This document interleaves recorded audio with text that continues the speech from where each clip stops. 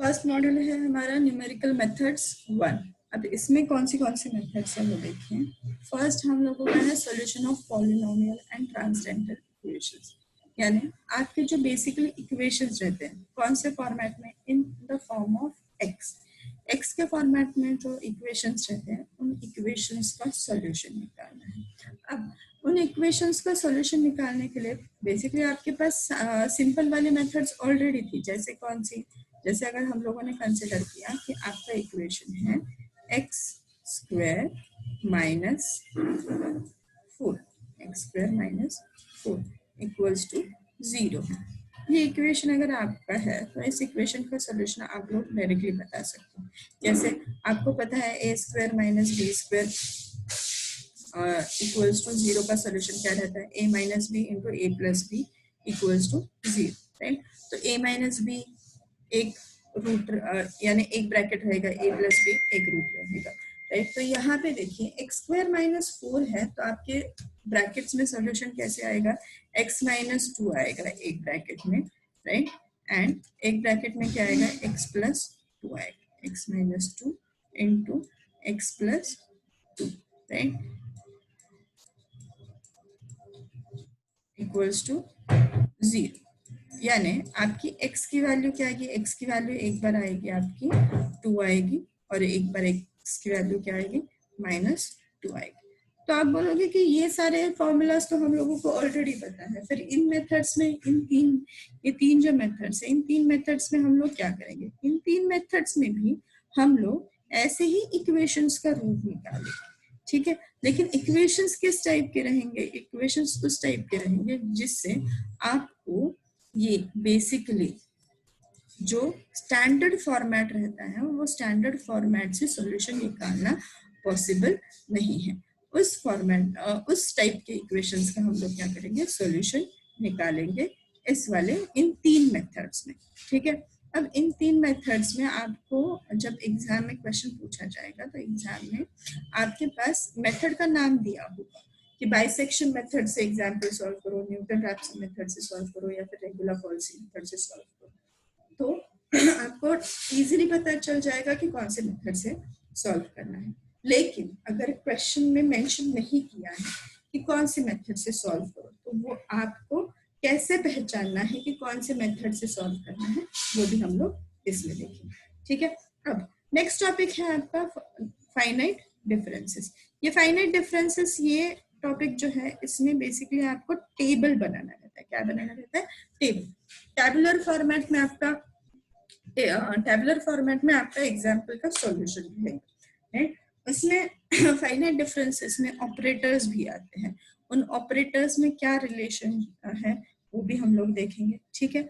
अब जैसे यहाँ पे फाइनाइट डिफरेंस में दो टाइप के फाइनाइट डिफरेंसेस है हमारे पास, एक न्यूटन्स फॉरवर्ड डिफरेंस है और एक है आपका न्यूटन्स बैकवर्ड डिफरेंस है, ठीक है। इन दो को ही एक्सपांड किया है इंटरपोलेशन विद इक्वल इंटरवल्स में, उसमें आएगा Newton's forward difference formula and इसमें आएगा न्यूटन्स बैकवर्ड डिफरेंस फॉर्मूला। यानी इक्वल इंटरवल्स के लिए एक है and interpolation with unequal intervals के लिए है। अब जैसे जैसे हम लोग आगे बढ़ते जाएंगे तो फिर इक्वल इंटरवल्स यानी क्या, अनइक्वल इंटरवल्स यानी क्या, वो सब कुछ आपको पता चलता जाएगा, ठीक है। अब सबसे पहली मेथड यहाँ पे जो लिखी है दैट इज बाइसेक्शन मेथड। वो बाइसेक्शन मेथड हम लोग सबसे पहले चालू करते हैं, ठीक है। अब बाइसेक्शन मेथड के लिए एग्जाम्पल या फिर बाइसेक्शन मेथड बेसिकली क्या रहती है वो हम लोग देखते हैं। बाइसेक्शन मेथड को दो और भी नाम है, that is Bolzano method and interval halving method, ठीक है। बोल्जानो मेथड और इंटरवल हाल्विंग मेथड। ये जो इंटरवल हाल्विंग मेथड वाला जो वर्ड है, इसका हाल्विंग का मेथड, इसका मतलब रहता है कि किसी भी चीज को दो हिस्सों में आपको कट करना है, ठीक है। ये जो मेथड है ये सबसे सिंपलेस्ट, पूरे M3 में सबसे सिंपलेस्ट मेथड है, ठीक है। और ये मेथड बेसिकली यूज किस लिए की जाती है, आपका equation f of x equals to 0 format वाला जो इक्वेशन रहेगा उस इक्वेशन को सॉल्व करने के लिए ये मेथड यूज की जाती है। अब इसका सॉल्यूशन फाइंड आउट करने के लिए हमारे पास करना क्या रहता है, आपका जो भी इक्वेशन है वो बेसिकली एक कंटिन्यूअस कर्व रहेगा, ठीक है। वो जो कंटिन्यूअस कर्व रहेगा वो आपका कौन से आपके एक इंटरवल में लाई करेगा, राइट। और उस इंटरवल में लाई करेगा, उस इंटरवल का सपोज हम लोगों ने कंसिडर किया that is A comma B, ये आपका क्या है, इंटरवल है, ठीक है।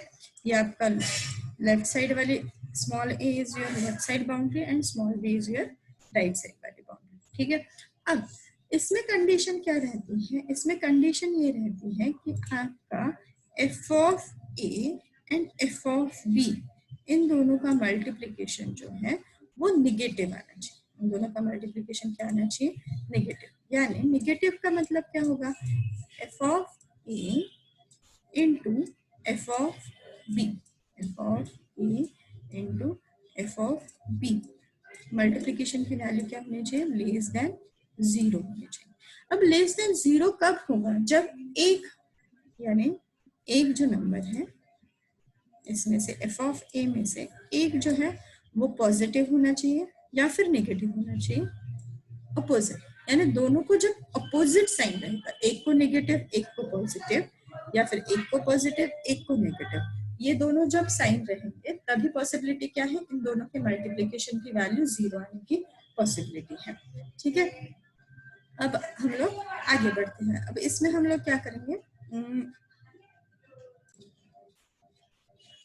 ये हो गया f of a into F of B की वैल्यू क्या होनी चाहिए, लेस देन 0 होनी चाहिए, ठीक है। उसके बाद आगे हमें इसमें अलग अलग इटरेशंस फॉर्म करने रहते हैं। इटरेशंस का मतलब क्या रहता है कि जैसे देखो आप कोई भी यानी सिंपल सा अगर हम लोग खाना बनाने वाला एक एग्जाम्पल देते हैं, इट्स नॉट ऑलवेज नेसेसरी कि हम लोगों का फर्स्ट अटेम्प्ट में अच्छा बने, आप लोगों से शायद बनता भी होगा, लेकिन एक एग्जाम्पल देते हैं। ऐसा नहीं रहता है, हम लोग क्या करते हैं उस एक पर्टिकुलर आपकी एक्यूरेसी आने तक आप लोग क्या करते हो, कैलकुलेशंस या फिर कोई भी चीज बार बार करते रहते हो, वो अचीवमेंट रहता है, उसी को हम लोग क्या बोलते हैं, इटरेशन बोलते हैं। तो इसमें हम लोगों को क्या करने रहते हैं, इटरेशंस निकालने हैं। अब इन इटरेशंस का मतलब क्या रहता है, या फिर ये हम लोग क्यों करते हैं, या फिर करने की क्या जरूरत है, ये हम लोग इक्वेशन तो सॉल्व करना है, इक्वेशन सॉल्व करने के लिए हम लोग इतनी बड़बड़ क्यों कर रहे हैं, उसका सबसे पहले हम लोग एक मीनिंग समझ लेते हैं, ठीक है। अब मीनिंग समझने के लिए देखो, मीनिंग समझने के लिए सबसे पहले हम लोग इस इक्वेशन को समझते हैं। कौन सा इक्वेशन, ये जो हम लोगों ने लिखा है f of x equals to 0, इस इक्वेशन को समझते हैं। अब इस इक्वेशन को, ये जो कर्व है उस इक्वेशन का कर्व है, f of x आपका क्या है, एक इक्वेशन है, और इस इक्वेशन का कर्व यहाँ पे, ठीक है। इस पॉइंट से लेके इस पॉइंट तक ये जो मैंने कर्व निकाला है, ये आपके f of x y equals to f of x का इक्वेशन का कर्व, राइट। और हमारे पास क्या है, ये हमारे पास है कि इंटरवल a टू b के बीच में इस इक्वेशन का रूट एग्जिस्ट होता है। रूट कहाँ है, point A to point B के बीच में जो नंबर्स है उन नंबर्स के बीच में आपका सॉल्यूशन एग्जिस्ट होता है, ठीक है। अब मेथड का नाम ही क्या है, मेथड का नाम है बाइसेक्शन मेथड या फिर इंटरवल हाल्विंग मेथड, ठीक है। यानी इसका मतलब रहता है ये जो ए टू बी वाला इंटरवल है उसको हम लोग क्या करेंगे, उस ए टू बी वाले इंटरवल को हम लोग छोटा छोटा करते जाएंगे, ठीक है। अब मेरे पास ध्यान दो, ठीक है। अब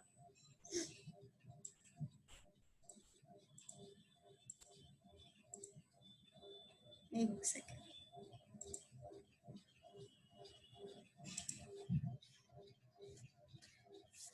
इंटरवल को छोटा छोटा करने के लिए हमारे पास एक मेथड रहती है। उस मेथड को हम लोग बेसिकली, यहाँ पे मैंने सब कुछ डिस्क्रिप्शन लिखा है, लेकिन डिस्क्रिप्शन समझने से पढ़ने से बेटर हम लोग यहाँ पे डायग्राम में समझ लेते हैं।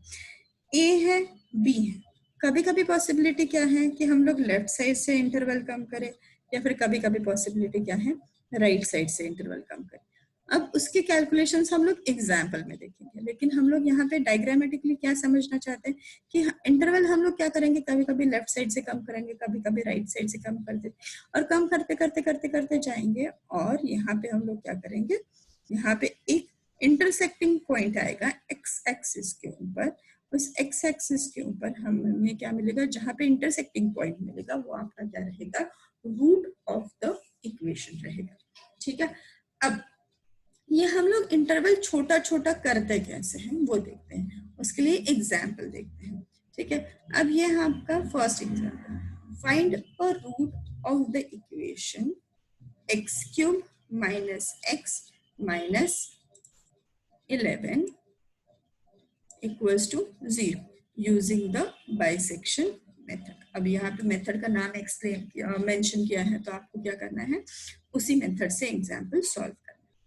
अब सॉल्यूशन पे जाते हैं, जो भी आपको इक्वेशन दिया रहेगा उस इक्वेशन को हम लोग कंसिडर करेंगे एफ ऑफ एक्स। अगर इक्वल्स टू 0 नहीं है तो उस इक्वेशन को हम लोग कन्वर्ट करेंगे इक्वल्स टू 0। ठीक है, तो आपके एफ ऑफ एक्स की वैल्यू क्या आएगी, x cube minus X minus 11, ये आपकी एफ ऑफ एक्स की वैल्यू है। अब मैंने स्टार्टिंग में ही क्या बताया था, आपके पास कंडीशन क्या है, आपके पास कंडीशन ये है कि F of A into F of B की वैल्यू क्या होनी चाहिए, F of A into F of B की वैल्यू होनी चाहिए लेस देन 0 होनी चाहिए। F of A into F of B की वैल्यू लेस देन 0 होनी चाहिए। F of A into F of B की वैल्यू क्या होनी चाहिए, लेस देन 0 होनी चाहिए। लेस देन 0 होने के लिए क्या होना चाहिए, एक की वैल्यू निगेटिव होनी चाहिए और एक की वैल्यू 0 होनी चाहिए। लेकिन यहाँ पे इस क्वेश्चन में अगर हम लोग देखें, इस क्वेश्चन में अगर हम लोग ध्यान दें तो यहाँ पे इस क्वेश्चन में कहीं भी ए एंड बी की वैल्यू मेंशन नहीं की है। अब मेंशन नहीं की है तो क्या करना पड़ेगा, हमें ए एंड बी की वैल्यू फाइंड आउट करनी पड़ेगी। अब ए एंड बी की वैल्यू फाइंड आउट करने के लिए हम लोग क्या करेंगे, हम लोग नंबर लाइन कंसिडर करेंगे। सपोज ये आपकी क्या है, ये आपकी नंबर लाइन है। ठीक है, यहाँ पे आपका क्या है, सपोज यहाँ पे आपका 0 पॉइंट है, यहाँ पे आपका 1 पॉइंट है, यहाँ पे आपका 2 पॉइंट है। राइट, यहाँ पे क्या है, ये वाला अपन ने क्या कंसिडर किया है, ये वाला 0, ये 1, ये क्या है आपका 2। अब ये राइट साइड में जाएंगे तो पॉजिटिव होते जाएंगे और यहाँ पे हम लोग अगर लेफ्ट साइड में जाते जाएंगे तो यहाँ पे क्या होगा, this will be your -1, this will be your -2 and so on। ठीक है, ये नंबर लाइन है। तो नंबर लाइन में जो नंबर्स इंटीजर्स रहते हैं, कंप्लीट नंबर्स, यानी इंटीजर्स यानी क्या, कंप्लीट नंबर्स। कंप्लीट नंबर्स को हम लोग क्या करेंगे, इस एफ ऑफ एक्स में वैल्यू पुट करेंगे। हम लोग कहाँ पे पुट करेंगे, इस एफ ऑफ एक्स में वैल्यू पुट करेंगे। अब सबसे पहले नंबर लाइन में हम लोग हमेशा क्या कंसिडर करेंगे, 0 कंसिडर करेंगे। अब 0 कंसिडर करने के बाद एक्स की वैल्यू एफ ऑफ 0, एक्स की वैल्यू आपको यहाँ पे नंबर लाइन में जो नंबर्स है उसमें वो वैल्यूज यहाँ पे पुट करनी है। राइट, तो एक्स की वैल्यू सबसे पहले हम लोगों ने 0 पुट कर, तो 0 पुट करने के बाद यहाँ पे क्या आएगा, 0 एक्स क्यूब यानी 0 का क्यूब, 0 माइनस 0 माइनस 11, तो आंसर क्या आएगा आपका -11 आएगा। राइट, एफ ऑफ 0 के लिए आपका आंसर क्या आएगा, -11। अब ठीक है, अब एफ ऑफ 1 के लिए ट्राई करते हैं। एफ ऑफ 1 के लिए ट्राई करते हैं तो एफ ऑफ 1 के लिए भी 1 पुट करेंगे तो आपका आंसर क्या आएगा, 1 माइनस 1, 0 हो जाएगा, -11 आ गया वापस। ठीक है, अब ये वाली 1 वैल्यू पुट कर दी। ठीक है, अब राइट साइड वाली वैल्यू एक बार लेफ्ट साइड वाली वैल्यू नंबर लाइन पे, तो -1 पुट कर दी। तो -1 पुट करने के बाद आपका आंसर क्या आएगा, वापस देखो, -1 का क्यूब -1, माइनस माइनस प्लस हो जाएगा। राइट, यहाँ पे कैलकुलेशन समझो, -1 माइनस ऑफ -1 यानी क्या आएगा वापस +1 -11। राइट, तो आपका आंसर वापस क्या आया, -11, यानी एफ ऑफ -1 की वैल्यू क्या आई, -11। अब ये हम लोग कैलकुलेशंस बढ़ाते ही क्यों जा रहे हैं, बढ़ाते ही क्यों जा रहे हैं, बढ़ाते ही क्यों जा रहे हैं, क्योंकि हमें क्या चाहिए, हमें चाहिए एक की वैल्यू क्या होनी चाहिए, एक की वैल्यू पॉजिटिव होनी चाहिए और एक की वैल्यू क्या होनी चाहिए, नेगेटिव होनी चाहिए। एक की वैल्यू पॉजिटिव और एक की वैल्यू नेगेटिव होनी चाहिए। तो अब पॉजिटिव नेगेटिव में आप कौन सी, तो अभी तो सिर्फ हमें नेगेटिव वैल्यूज मिल रही है, अब हम क्या ट्राई करेंगे, नेगेटिव वैल्यू, अब पॉजिटिव वैल्यू मिलने तक हम लोग ट्राई करते जाएंगे। अब ये 1 -1 हो गया, अब 2 के लिए ट्राई करते हैं। 2 की वैल्यू पुट करने के बाद यहाँ पे क्या मिलेगा आपको, 2 क्यूब यानी 8, यहाँ पे हम लोगों के पास क्या है 8, उसके बाद 8 -2 -11, तो क्या मिलेगा आपको बताओ, 13 - 8 क्या होगा -5, तो ये वापस हमें क्या मिली, वापस नेगेटिव वैल्यू मिली, राइट। अब 2 हो गया, अब ट्राई करते हैं अब 3 के लिए, 2 के आगे कौन सा नंबर आएगा, यहाँ पे नंबर लाइन पे 3 नंबर आएगा, राइट। तो 3 के लिए ट्राई करते हैं, तो 3 पुट करने के बाद 3 का क्यों क्या है 27 -3 -11, तो 27 -3 -11 के लिए आपकी वैल्यू क्या आएगी, -3 -11 will be -14, right, -14, 27 -14 will be +13, यानी यहाँ पे आपको वैल्यू कौन सी मिली, पॉजिटिव मिली, यहाँ पे वैल्यू कौन सी मिली आपको, पॉजिटिव मिली। अब देखिए यहाँ पे मैंने क्या बताया था, एक की वैल्यू क्या आनी चाहिए, निगेटिव, और एक की वैल्यू पॉजिटिव, उल्टा भी हो सकता है, ठीक है। अब देखो यहाँ पे हमें इतनी सारी वैल्यूज के लिए नेगेटिव वैल्यू मिली है, राइट। पहले थोड़ा सा ये वाला कैलकुलेशन समझ लेते हैं। देखो यहाँ पे f(0) से लेके f(2) तक हम लोगों को क्या मिली है, नेगेटिव वैल्यूज मिली है, एंड f(3) के लिए हमें क्या मिली है, f(3) के लिए हमें पॉजिटिव वैल्यू मिली। तो पॉजिटिव के लिए तो समझ में आ गया हमें कि 3 वैल्यू कंसिडर करनी है, लेकिन नेगेटिव के लिए हम लोग नेगेटिव वैल्यू के लिए कौन सा नंबर कंसिडर करेंगे, तो उसके लिए हम लोग जो सबसे नियरर नंबर है, यानी देखो यहाँ पे f(3) के लिए, f(3) के लिए क्या आया है, f(3) के लिए हमें पॉजिटिव वैल्यू मिली है, तो f(3) के लिए पॉजिटिव वैल्यू तो मिल गई, लेकिन अब 3 के पास, इस 3 के पास सबसे पास कौन सा नंबर है, विच इज 2, तो हम लोग क्या कंसिडर करेंगे, 2 को कंसिडर करेंगे, यानी हमारा a रहेगा 2, b रहेगा आपका 3, a रहेगा 2 एंड b रहेगा आपका 3, तो f(2) क्या हो गया, f(2) यानी f(a) क्या हो गया, नेगेटिव है, देखो -5 है ना, तो यानी नेगेटिव वैल्यू है, और f(b) की वैल्यू क्या है 3, राइट, तो f(3) की वैल्यू क्या है 13, दैट इज प्लस, तो आपको बेसिक रूल क्या पता है, minus into plus will be less than 0, right, यानी नेगेटिव आता है, नेगेटिव यानी लेस देन 0, यानी आपको रूट कहाँ पे लाए होगा, root will lie between 2 to 3, ठीक है। ये यहाँ तक हम लोगों को समझ में आ गया होगा। अब इसके कैलकुलेशंस जो है वो हम लोग बाद में देखेंगे।